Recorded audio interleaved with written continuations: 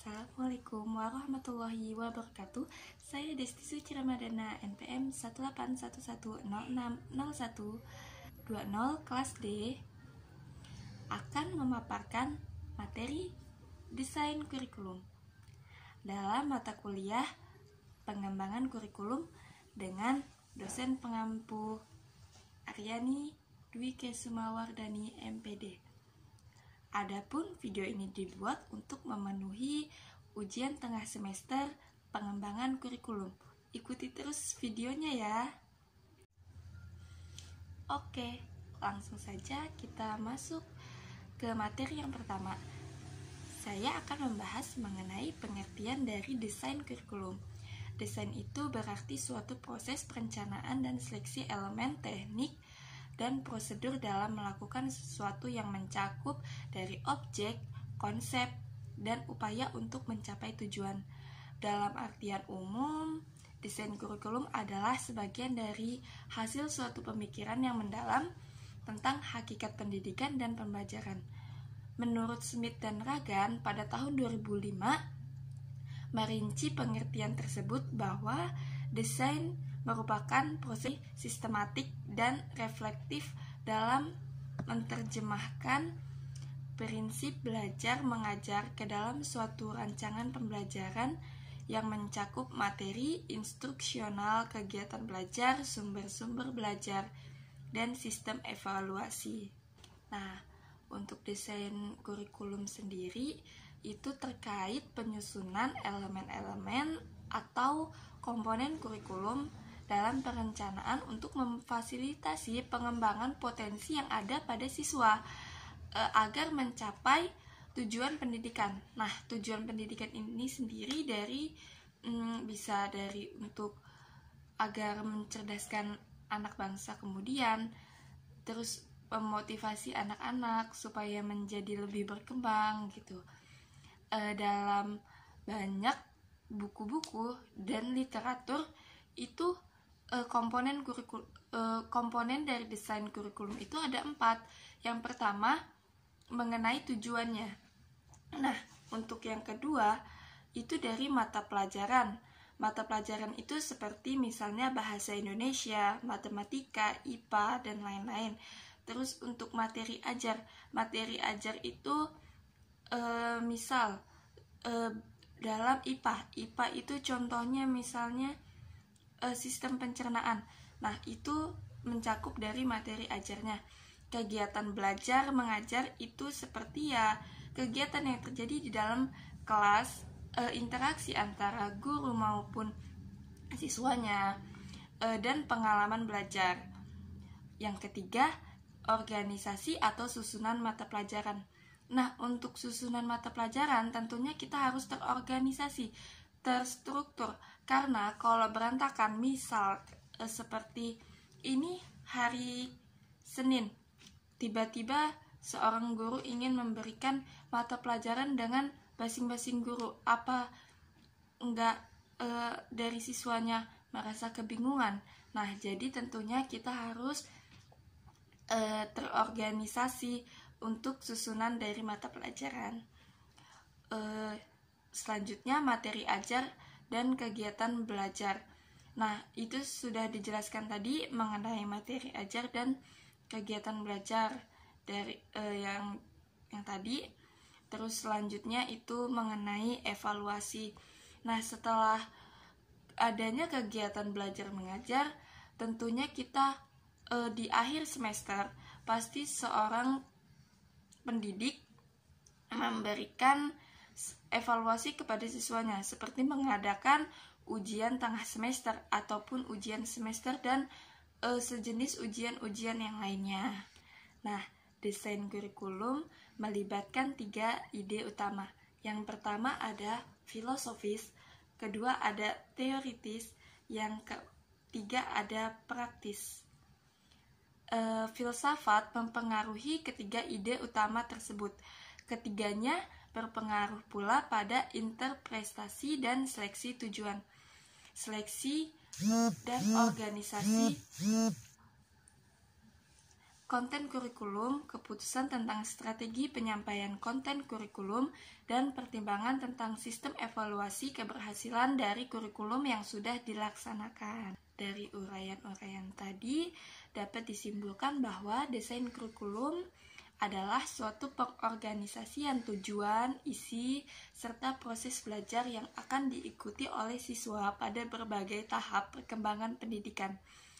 Dalam desain kurikulum akan tergambar unsur-unsur dari kurikulum, hubungan antara satu unsur dengan unsur yang lain, prinsip-prinsip pengorganisasian, serta hal-hal yang diperlukan dalam pelaksanaan.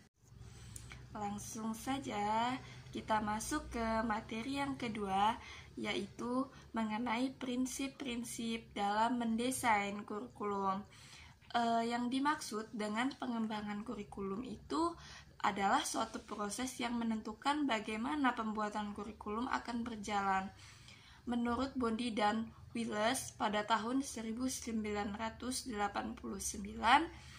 mereka mengemukakan bahwa pengembangan kurikulum yang terbaik adalah proses yang meliputi banyak hal, yakni yang pertama ada kemudahan suatu analisis tujuan, yang kedua ada rancangan suatu program, yang ketiga penerapan serangkaian pengalaman yang berhubungan, yang keempat peralatan dalam evaluasi proses ini.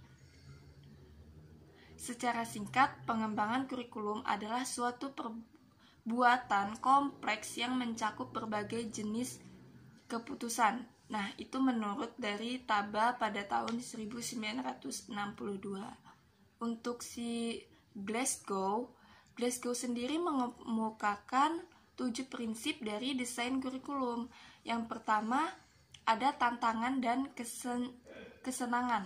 Jadi, pembelajar atau siswa itu harus menemukan tantangannya itu sendiri, terus dan motivasi belajar yang mereka harus ada gitu. Kurikulum harus memberikan aspirasi dan ambisi bagi seluruh siswa pada semua tingkat. Jadi harus ada yang namanya motivasi belajar dari siswa itu maupun dari SD, SMP maupun SMA. Pembelajar dengan kemampuan dan bakat yang dimilikinya harus mengalami tantangan dengan tingkat yang tepat sehingga memungkinkan mereka untuk mengasah potensi mereka. Pembelajar harus aktif dalam pembelajaran dan mempunyai kesempatan untuk mengembangkan dan mendemonstrasikan kekreatifan mereka. Jadi mereka itu harus ada yang namanya potensi gitu. Kalau untuk SMA itu kan udah dibagi nih kemampuan kita di mana, mau di IPA atau di IPS. Nah, kalau untuk di SMK itu kan ada banyak banget jurusan sesuai dari potensi dan kemampuan dari siswa itu. Nah, siswa itu harus bisa mendemonstrasikan ataupun mencontohkan gitu bagaimana kemampuan mereka itu sendiri dengan cara si siswa itu harus lebih kreatif. Terus yang kedua itu ada luas. Pembelajar harus mendapatkan kesempatan dengan rentang bobot yang sesuai dan luas jangkauannya. Kurikulum harus diorganisir sehingga pembelajar dapat belajar dan berkembang melalui variasi konteks baik di kelas maupun di aspek lain dalam kehidupan. Luas itu berarti memang kurikulum itu tidak sempit gitu dan tidak hanya itu saja. Kurikulum itu harus berkembang gitu. Ketiga, itu ada kemajuan. Pembelajar harus mengalami kemajuan yang berkelanjutan pada pembelajaran mereka dalam satu kerangka pembelajaran. Setiap tingkah harus dibangun berdasarkan pengetahuan dini. Pengetahuan dari sejak siswa itu masih kecil, sejak mereka masih awal memasuki sekolah. Terus pembelajar harus dapat berkembang pada tingkat di mana kebutuhan dan bakat mereka bisa dipenuhi. Nah, jadi seperti yang sudah dijelaskan tadi di awal bahwa bahwa siswa itu harus berkembang. Di mana sih dia memiliki bakatnya, di mana sih tingkat potensi dia gitu. Dan harus tetap membuka kesempatan sehingga perkembangan anak tidak terhenti pada usia dini. Untuk komponen yang keempat itu ada kedalaman.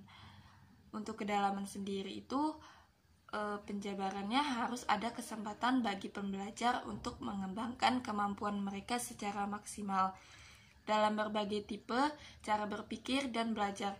Dalam perkembangannya, mereka harus mengembangkan dan mengaplikasikan kekuatan intelektual, menarik elemen lain dari pembelajaran dan mengeksplorasi dan memperoleh pemahaman yang lebih tinggi. Yang kelima ada personalisasi atau pilihan. Kurikulum harus merespon kebutuhan individu dari si anak dan mensupport bakat tertentu yang dimiliki oleh siswa. Kurikulum juga harus memberikan kesempatan yang besar agar pembelajar dapat berlatih untuk menentukan pilihan yang bertanggung jawab. Ketika pembelajar mulai memasuki jenjang sekolah, saat pembelajar memperoleh tingkat pencapaian yang sesuai dari rentang jenjang pendidikan yang luas, pilihan tersebut harus dibuka sesegera mungkin. Harus ada penjamin yang dapat menjamin bahwa pilihan itu mengarah pada kesuksesan. Yang keenam, ada koherensi. Koherensi itu secara keseluruhan adalah aktivitas pembelajaran. Pembelajar harus utuh untuk membentuk pengalaman yang berhubungan antara satu sama lain. Yang ketujuh, yang terakhir itu ada relevansi. Nah, untuk relevansi sendiri, pembelajar itu harus memahami tujuan dari pembelajaran. Mereka harus melihat nilai dari pelajaran yang mereka pelajari dan relevansi pelajaran tersebut dalam hidup mereka saat ini dan untuk di masa depan. Sedangkan prinsip-prinsip dari mendesain kurikulum menurut Seiler dalam H. Malik pada tahun 2007 itu mengajukan 8 prinsip. Yang pertama, ada desain kurikulum harus memudahkan dan mendorong seleksi serta pengembangan semua jenis pengalaman belajar yang esensial bagi pencapaian prestasi belajar siswa sesuai dengan hasil yang diharapkan. Yang kedua, desain memuat berbagai pengalaman belajar yang bermakna dalam rangka merealisasikan tujuan-tujuan pendidikan, khususnya bagi kelompok siswa yang belajar dengan bimbingan guru. Yang ketiga, desain harus memungkinkan dan menyediakan peluang bagi guru untuk menggunakan prinsip-prinsip belajar dalam memilih, membimbing, dan mengembangkan berbagai kegiatan belajar di sekolah. Yang keempat, desain harus memungkinkan guru untuk menyesuaikan pengalaman dengan kebutuhan, kapasitas, dan tingkat dari kematangan siswa.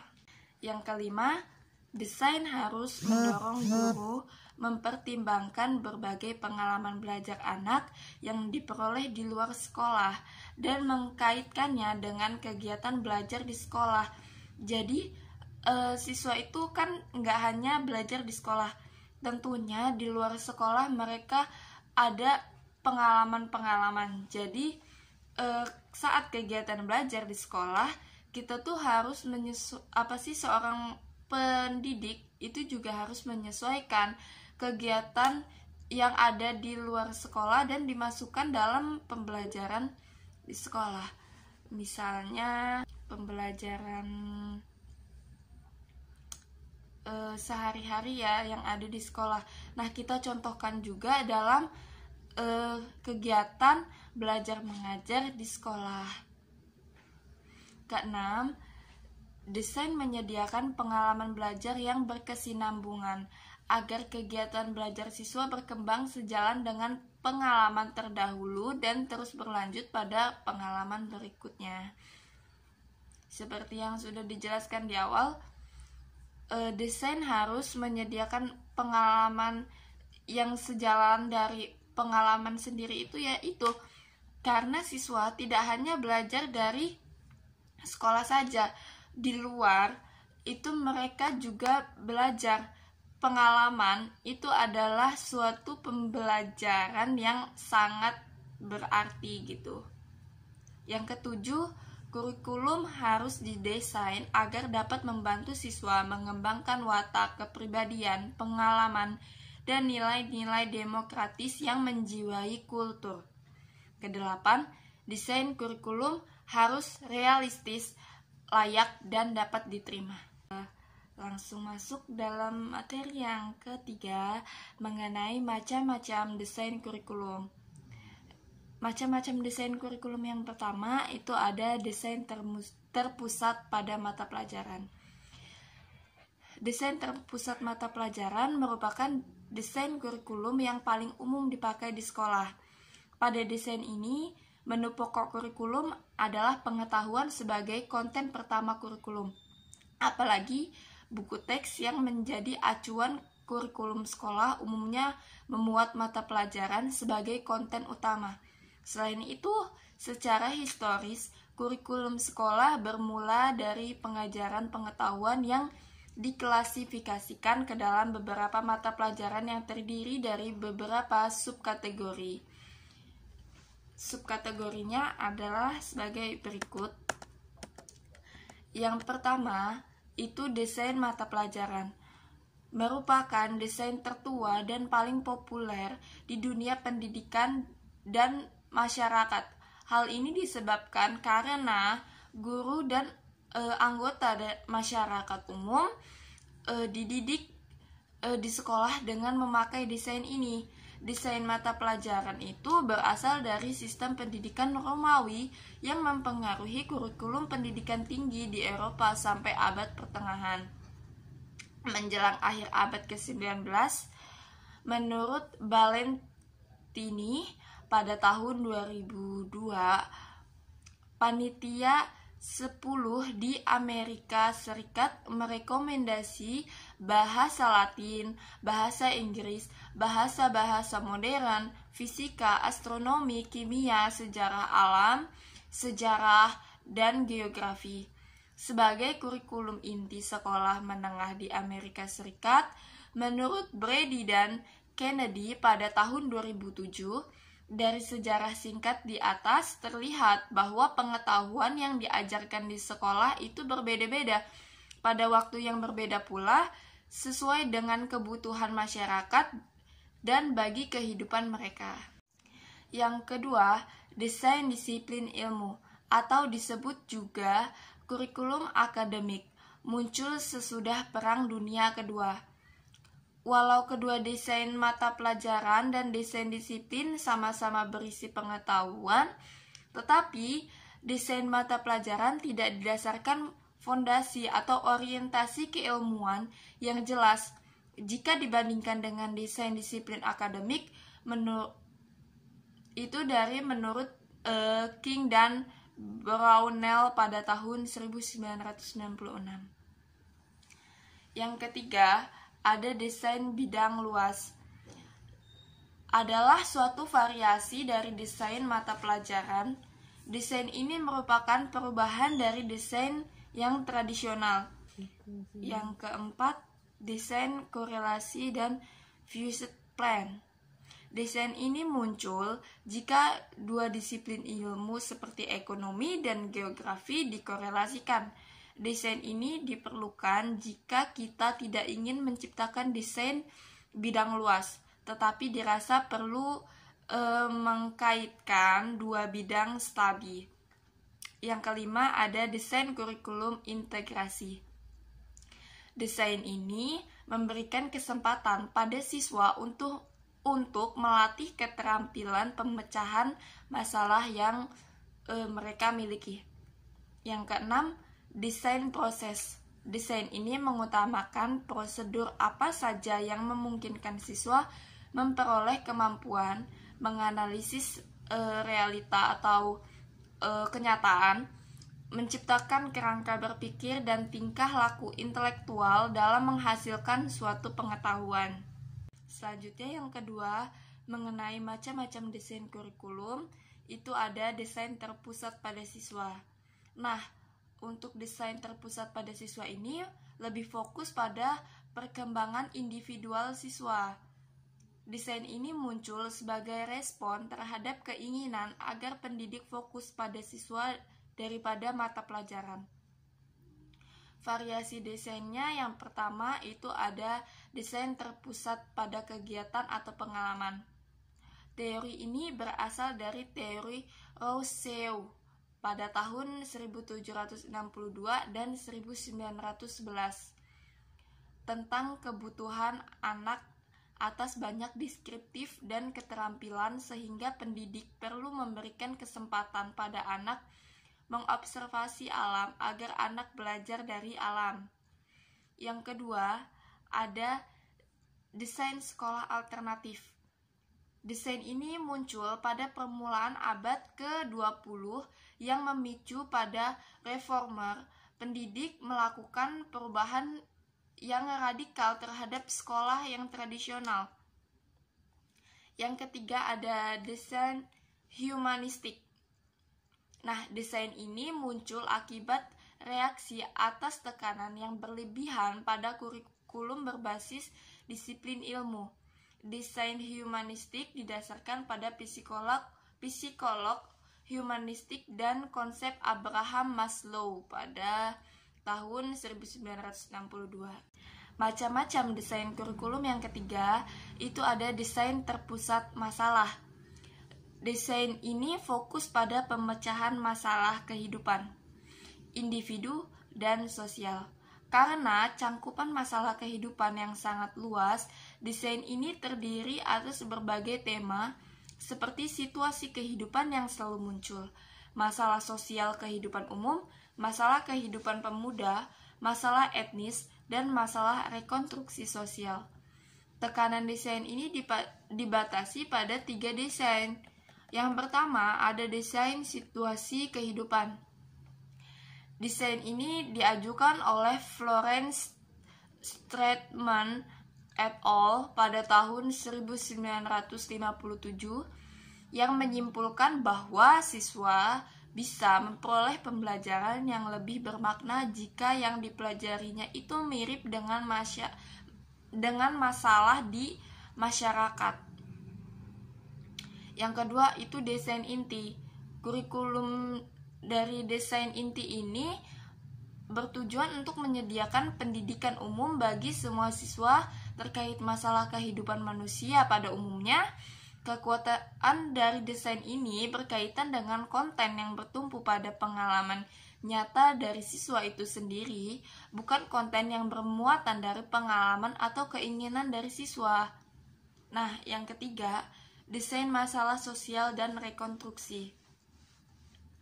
Beberapa pendidik percaya bahwa kurikulum ini bisa membantu perbaikan kehidupan sosial masyarakat untuk mencapai kehidupan masa depan yang lebih adil.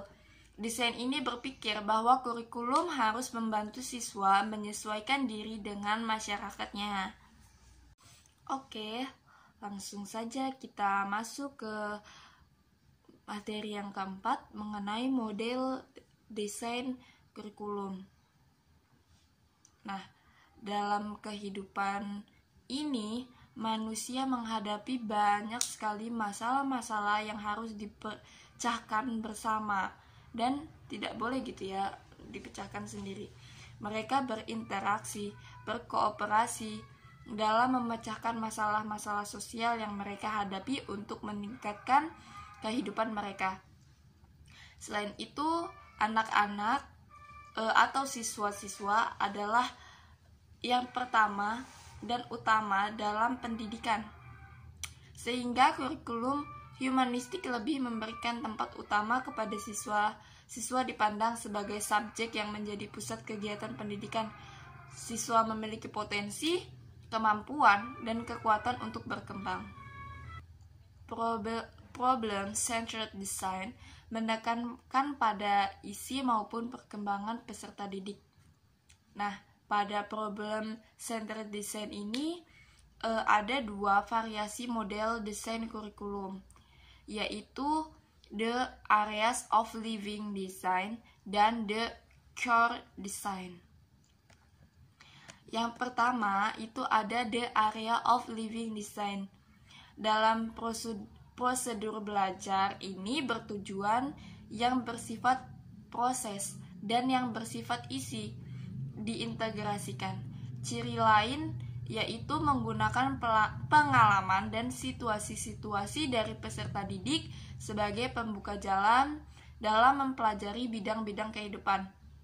Desain ini mempunyai beberapa kelebihan.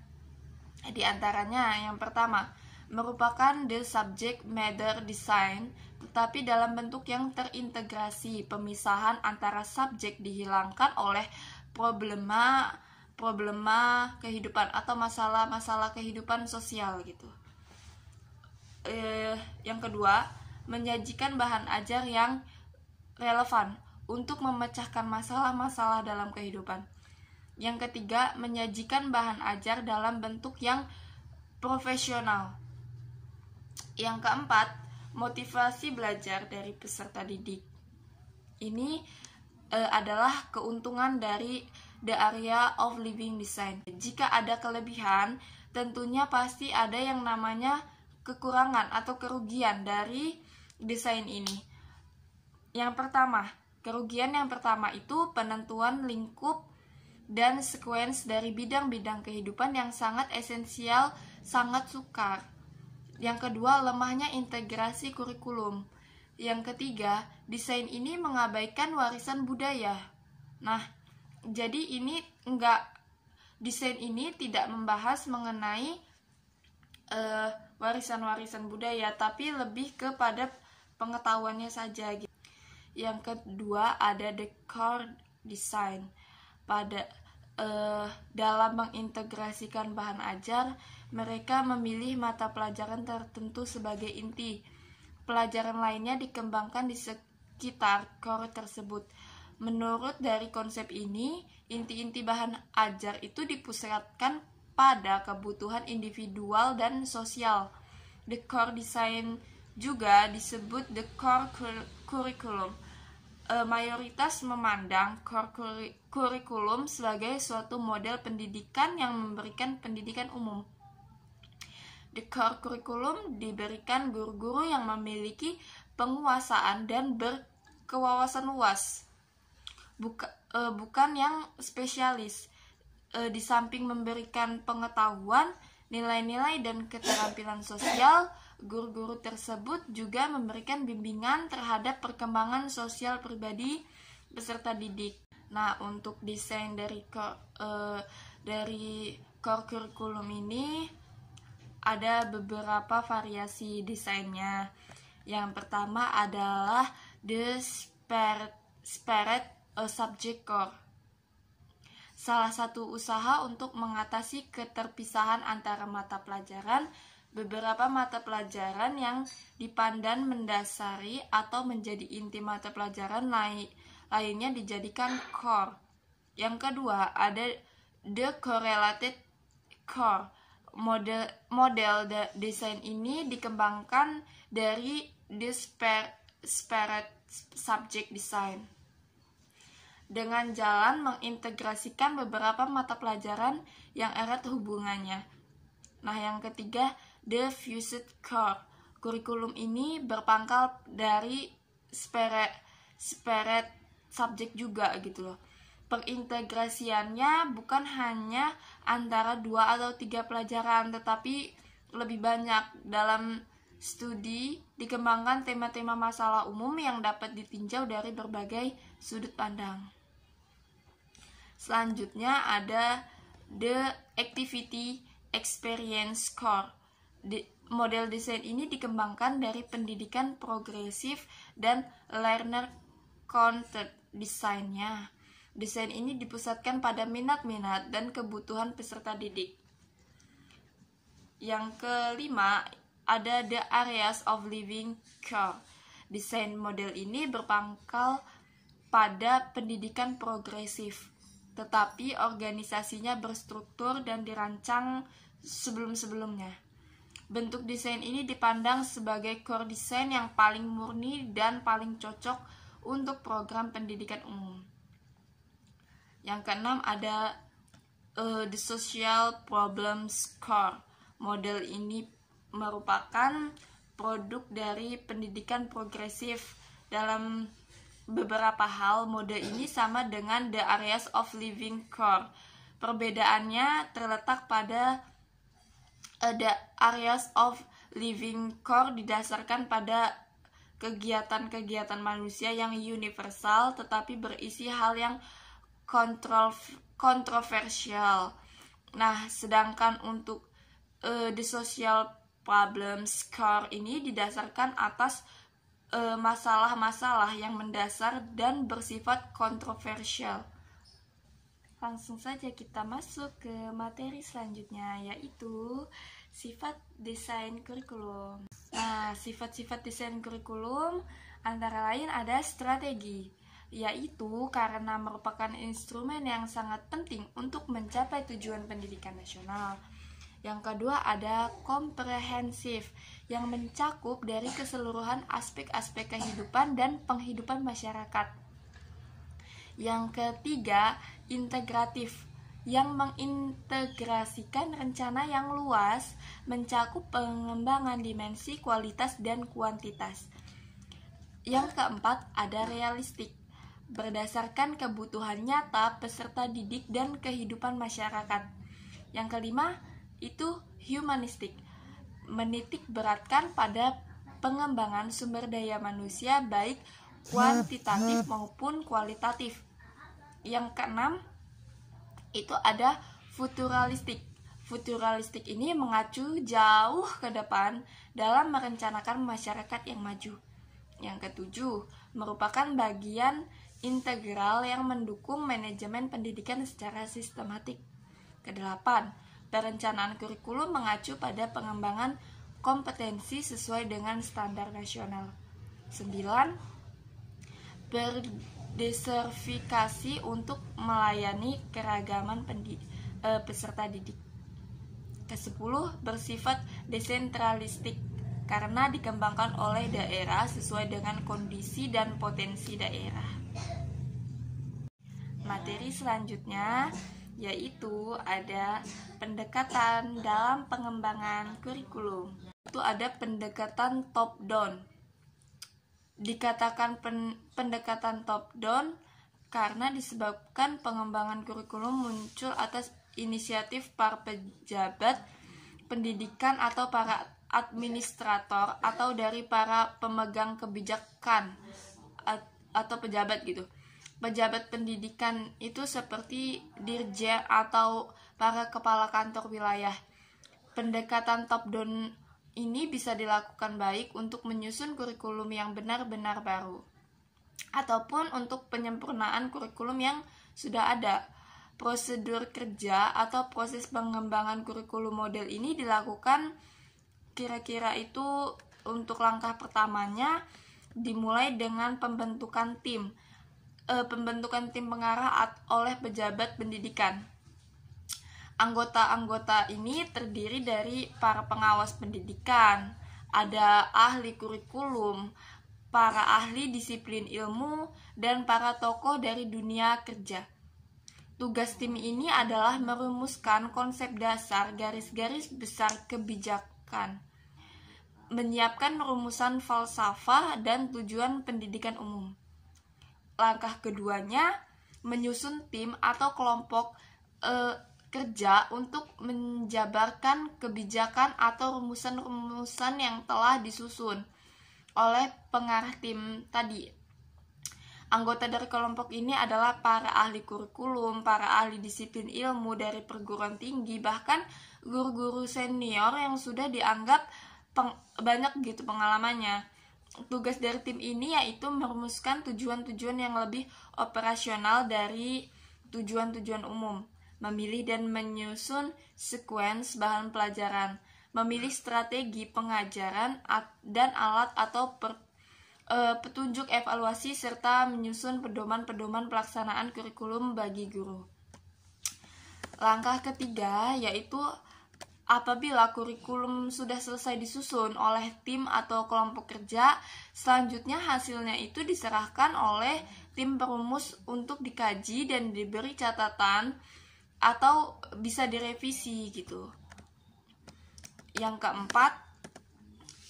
keempat ini para administrator selanjutnya memerintahkan kepada setiap sekolah untuk mengimplementasikan kurikulum yang telah tersusun itu. Selanjutnya itu ada pendekatan grassroots. Dalam pendekatan ini, inisiatif pengembangan kurikulum itu dimulai dari yang kecil, dari lapangan atau dari guru-guru sebagai implementator, kemudian menyebar pada lingkungan yang lebih luas. Makanya pendekatan ini dinamakan juga pengembangan kurikulum dari bawah ke atas.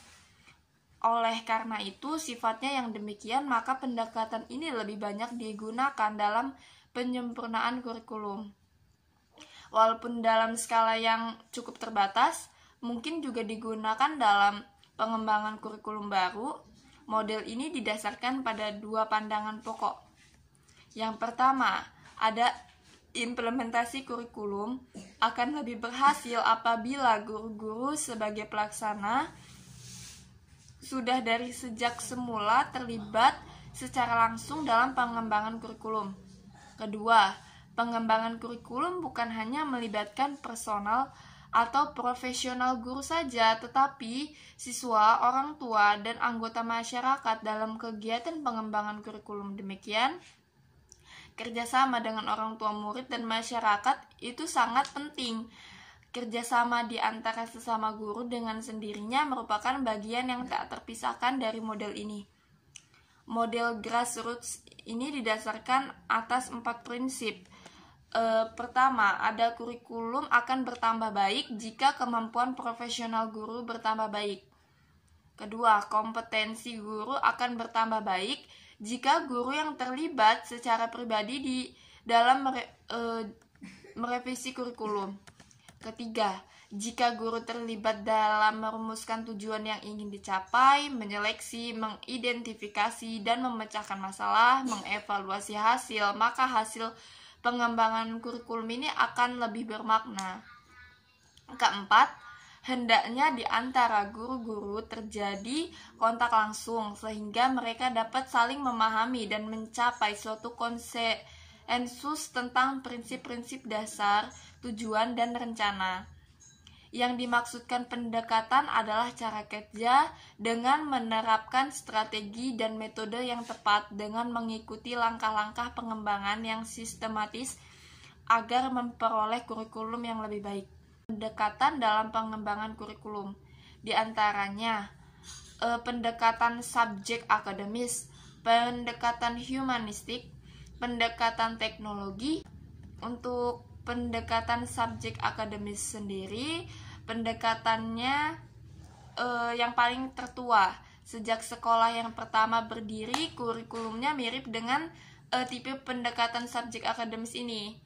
Kurikulum yang disajikan dalam bagian-bagian ilmu pengetahuan, mata pelajaran yang diintegrasikan. Ciri-ciri ini berhubungan dengan maksud, metode, organisasi, dan evaluasi. Pendekatan subjek akademis dalam menyusun kurikulum atau program pendidikan didasarkan pada sistematisasi disiplin ilmu masing-masing. Para ahli akademis terus mencoba mengembangkan sebuah kurikulum yang akan melengkapi peserta didik untuk masuk ke dunia pengetahuan dengan konsep dasar dan metode untuk mengamati hubungan antar sesama, analisis data, dan penarikan kesimpulan. Nah, untuk yang kedua ada pendekatan humanistik.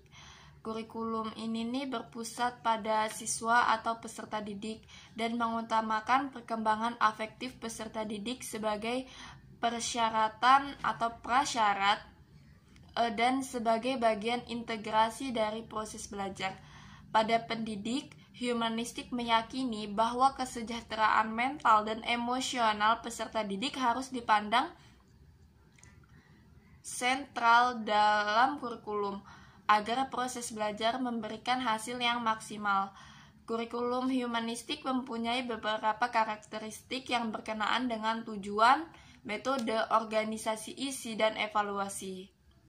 Selanjutnya itu ada pendekatan teknologis.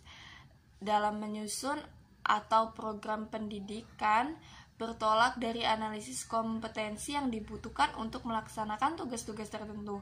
Materi yang diajarkan, kriteria evaluasi, sukses, dan strategi belajarnya diterapkan atau ditetapkan sesuai dengan analisis tugas tersebut.